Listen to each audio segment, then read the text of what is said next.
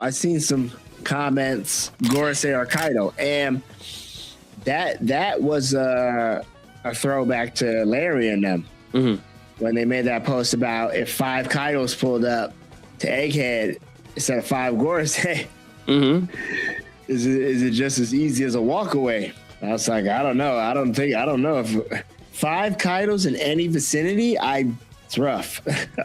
I'm gonna say this. So if 5 Kaidos are present and the Joy Boy Haki knot pops out, I don't see Kaido overpowering Joy Boy's Haki. Respectfully, I don't see Kaidos getting Haki knot. He's overpowering it, but is he getting sent away back to Emu? Is that how that works? Well, they got sent away because the Haki overrode Saturn's magic circle teleportation. Right. So he got them, he summoned them there, and the Haki overrode that, so it sent them back. So if Kaido's summoned 4 other Kaidos, that Haki knot is still doing the same thing, in my opinion. Yeah, but I kind of look at it like this. The Haki knot. Well, here's the thing. Not to say that the 5 Kaidos won't be stopped like the Gorosei, but they're gonna get right back up.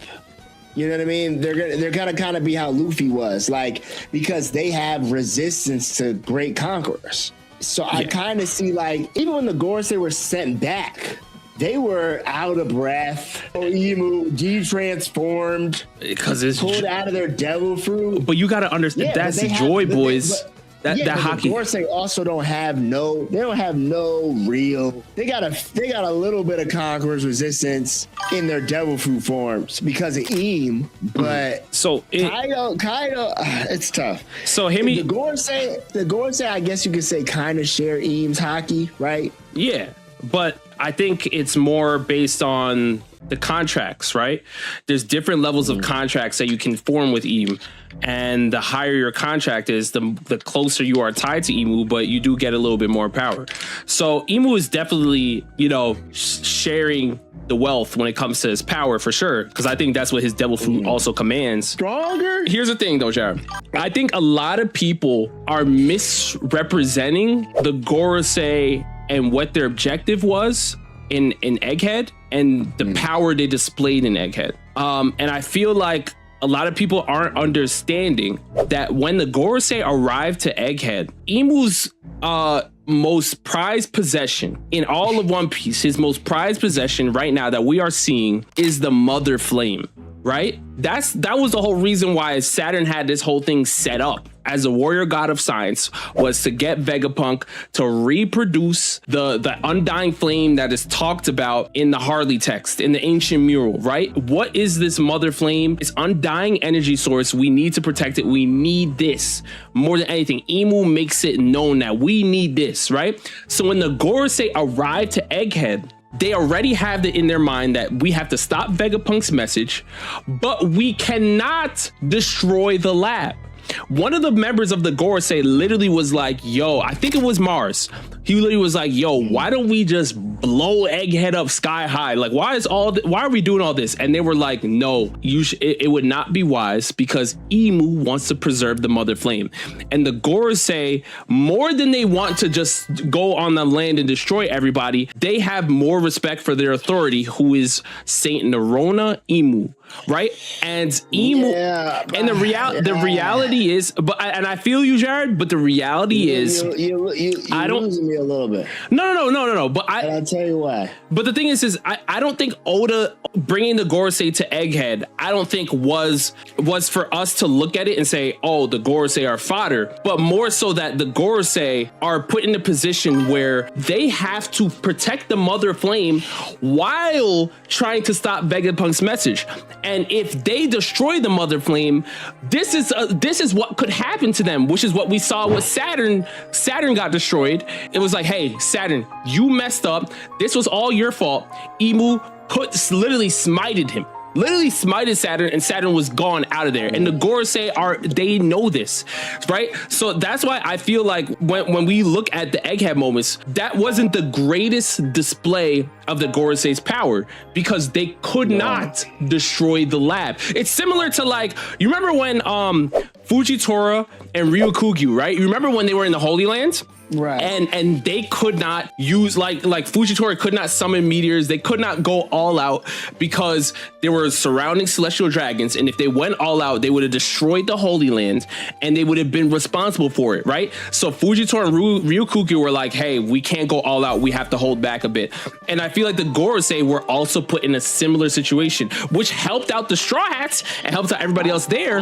I would agree with you if I felt like at any point in time I was really worried about the Gorosei going all out, actually having that much effect on who they were currently fighting. So like, for example, they were going, I'm not gonna say all out, but they were going hard enough to whenever they faced Luffy, whenever they came across the Giants, whenever they came across Kuma or whatever, no real momentum was gained for them. They were kind of stopped in their tracks. Every Gorosei member was kind of held up doing something when it came to fighting like somebody from Luffy's squad, to where I'm kind of like, y'all are really every Marine under Imu's direct contact is on fraud watch. Every one of them.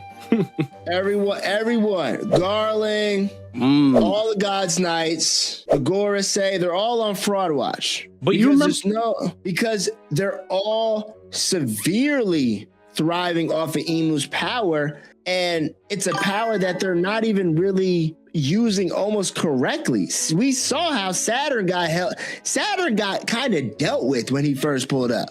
But Jared, you have to remember. I feel you, but I'm just then I'm just saying the pattern is these are supposed to be Imu's agents ready to go, and the Straw Hats and these Giants are giving y'all such a hard time, pretty much escaping away from y'all through a Buster Call, and Vegapunk is also spilling. I'm like, y'all are not being made look as fodder. Y'all are being made to look that like y'all don't know what y'all doing with Imu's power. And that's why, like, when it comes to like when people talk about the Gorosei, the God's Knights versus the top tiers, I'm like, the moment Imu's power kind of gets worked around, they're kind of trash. I'm not gonna lie to you. And I'm not here to refute that point specifically, that like Imu isn't, giving them a stimulus package, because Imu is. But the reality is their haki that they displayed in Egghead is ridiculous. Remember, Luffy used Red Rock against Kaido, and then he used Red Rock against Warcry, and one sent Kaido to the ground and Kaido felt it. He felt the haki on that, and then Warcry literally tanked it and Luffy hurt his hand. It was literally the same attack. And that's why I feel like we have to understand this is a different level of haki that we're getting into. But we also know that Warcry is made for defense. Yeah, but that's his style of battle. So I felt like Saturn got hit with a couple Dawn punches, and the man was turned into silly putty. You feel me? So like, I feel like they got their strengths and weaknesses for sure. Right, but Saturn like this. Saturn also stopped Sanji couldn't even move in just the presence of Saturn, right? Saturn looked at him and Sanji couldn't move, right? So there's certain things where I get what you're saying. There were some displays of weakness or incompetence in their fighting style. But what I'm saying to you is that the Gorosei weren't there in the same way, like when Kaido was fighting Luffy on the roof and just other people, like there was more of a setup of Kaido being like, okay, these guys are here, they want to face me, Big Mom and I, all right, cool, let's go, right? But even what we were seeing, but the Gorosei, what they were kind of doing was they were just summoned there because Saturn messed up. This was all Saturn's fault. That's why Saturn got deleted. Saturn messed up and the Gorosei were sent there, and Saturn was like, guys, help me out, I'm in a bad situation, because this was something that Saturn was supposed to deal with. And they were like, okay, well, now we're here, let's go try to figure this out. And Saint Ethan literally said, all right, you know what? Shoom, one sword swing, the entire Labo phase was split in half. That's more than we've seen from Mihawk. That's more than we've seen from Zoro. In literally one sword slash Labo face, gone. That's the power that they have access to, but they couldn't do the crazy thing, which is blow up Egghead sky high, because they did not want to destroy the Mother Flame. We also have to remember too that the Gorosei kind of also did kind of lose some battles too, but they can regenerate. So that's kind of like where I also am like, I understand that the power that's what I'm saying. The power they have access to with Eam does give them this top level conversation. But when it comes to like putting them in different situations against different people who aren't really pressed about what they can actually do fighting wise, because they would lose those battles, but they just keep coming back, like a Kaido, or I feel like a Shanks, or even when you talk about God's Knights and Gorosei versus a Kizaru, it's like Kizaru and Saturn are teaming up to fight Luffy, is what we're seeing right now. That's the only reason I'm like, when I think about characters like Kaido, and I guess it all just kind of warps back around to Loki and et cetera, I just feel like these cats who have been used to really boxing in these crazy fights, I feel like I'm gonna not want to fight them over like Imu's folk. You feel me? We just seen a God's Knight get packed up. Yeah, but here's the thing though. And Hunter just commented it in chat. He said, in my opinion, they just let the attacks hit them without proper defense because they know they had regeneration. And that's something that we've seen with Summers, right? Saint Summers specifically was a character that acted literally, even this move, there's a move like this in Pokemon Champions or whatever. Like he acted with the ability of no guard, literally because he's like, okay, I can regenerate if they hit me. And then when he realized he was up against opponents that can stop the regeneration, like maybe a Scopper Gaban or whatever, that's when it was like, okay, now I have to lock into a different bag. Right now, there was nobody on Egghead that had the power to stop the Gorosei's regeneration outside of Joy Boy's Haki knot. No other character, nobody, not even Luffy with all his Haki, nobody on Egghead had the power to stop the Gorosei's regeneration, which is why to me, the Gorosei weren't putting on their best showing because they came there knowing that they were unstoppable, right? Literally the only person or the only being or entity that knew they had the power to stop the Gorosei was Emmett. And because that's because Emmett literally got Joy Boy's Haki knot. That's it. Nobody else could have stopped them. And if it weren't for the Joy Boy Haki knot, One Piece would have ended at Egghead. The Straw Hats would have been clapped at Egghead. 100%. Nobody had the power to stop them. And that's why I feel like we have to look at it. We can't just say, oh, Kuma punched Saturn. Oh, so Saturn is weak, without understanding the context. And the context that goes into that is Saturn is not in there doing high Haki defense against Kuma because he will regenerate. They came there with the mindset and it was arrogance, right? And what do we know about Celestials, right? The Celestial Dragons, they all have this arrogance that everybody that's outside of the Holy Land is in the lower realm. They look down on them. And because they look down on them, they're like, none of these lower beings have the power to stop me. Who cares? But they're looking at that, Jared, and they're saying, okay, we have this power that nobody really can stop. So because nobody can stop it, I'm not putting on my best defensive showing, right? And yeah. I feel like that's really what it is. I feel like that's why they're on Fraud Watch, because the simple fact that they've been so long under Imu's umbrella, two, never really felt like they needed to activate, any serious Haki offense or defense, and three, they just, they underestimate everybody so easily that when someone does come around with Haki potent enough to hurt them, they fold. At least I'll say the Gorosei are a little different than the God's Knights. Definitely above the God's Knights. But because of that, I look at it like, dang, like if an Admiral actually becomes a God's Knight, it would actually be a problem. You feel me? Because so far, in terms of like just better, the Marines have to send in, because at the end of the day, yeah, you're right. I guess without the Joy Boy knot, somebody's not making it home, right? But it did come down to the wire with the odds severely stacked against the Straw Hats outside the Gorosei. It's a Buster Call, it's the Admiral and Saturn's here, and he couldn't do it on his own, so he pulls up 5 of them. And now I'm kind of like, yeah, of course they're super outclassed in that situation, but so would I feel like anybody. You know, who the 5 Gorosei pulling up on your one crew? Yes, you're probably most top tier characters. I don't see escaping that, honestly.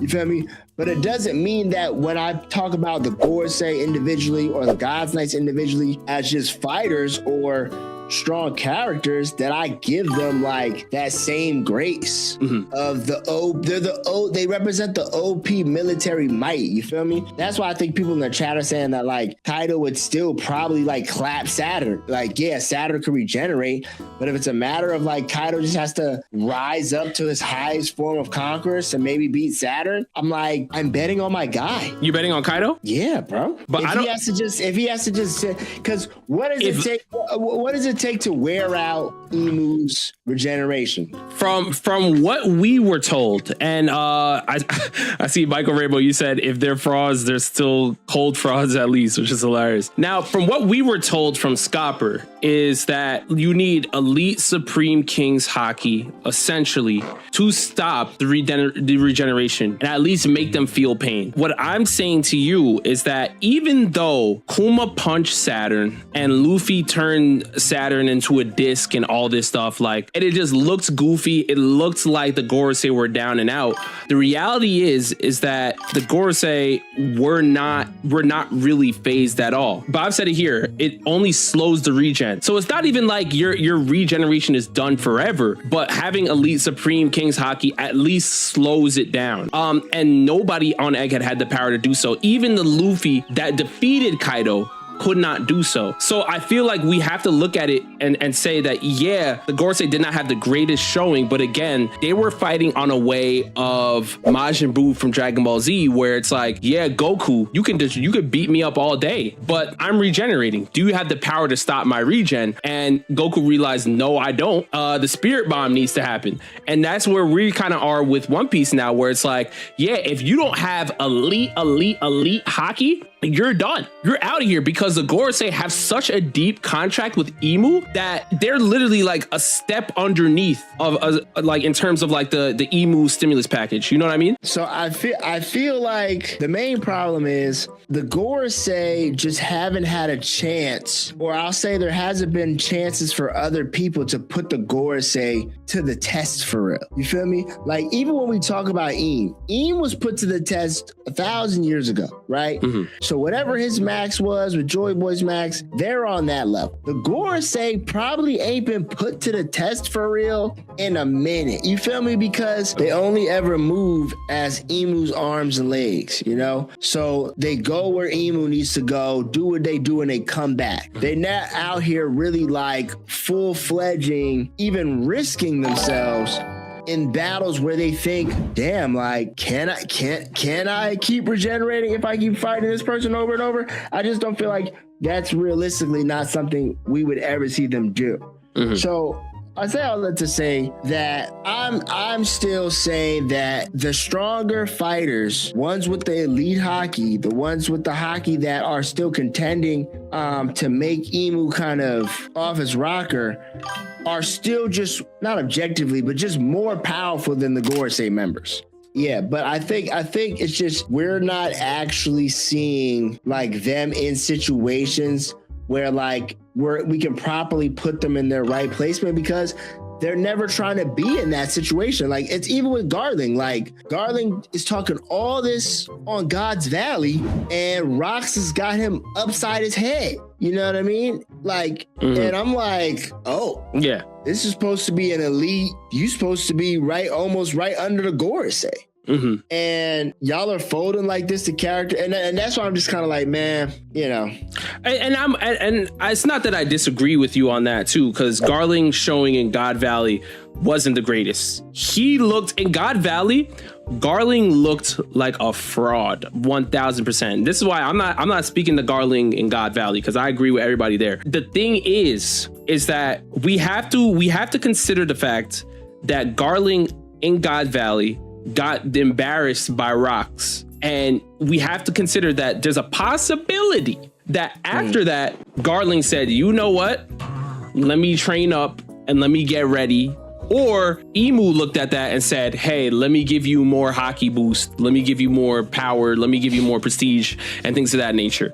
Especially when he became a member of the Gorosei on top of that. Yes, he's older now, but becoming a member of the Gorosei means that you will have an even deeper contract with Imu. And you already know what that means. The higher level the contract, the more power boost you're getting. So we have to consider all of those things and say that, yeah, his portrayal in God Valley looked trash, but there's also a chance that he improved from that. Plus, he got a higher boost from Imu now that he's a member of the Gorosei. And Garling can easily still be one of the scariest members to fight against in the end game.